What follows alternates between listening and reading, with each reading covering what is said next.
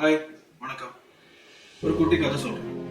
ரொம்ப வருஷத்துக்கு முன்னாடி ஜப்பான் தலைநகரமான டோக்கியோல மக்கள் யாரும் வசிக்காம ரொம்ப வருஷமா பாழடைஞ்சு கிடக்குற ஒரு பில்டிங்கை இடிக்கலான்னு ஜப்பான் கவர்மெண்ட் முடிவு பண்ணுது. அது இடிக்க போன ஒர்க்கர்ஸ் ஒவ்வொரு ரூமா செக் பண்றாங்க.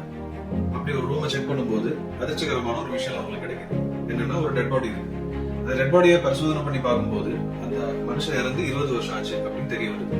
அந்த ரூமோட கேலண்டர்லயும் 20 வருஷத்துக்கு முன்னாடி உள்ள ஒரு இயரோட கேலண்டர் தான் கிடைக்குது. அந்த 20 வருஷமா அந்த மனுஷன் யாரோட ஞாபகத்திலயும் இல்ல.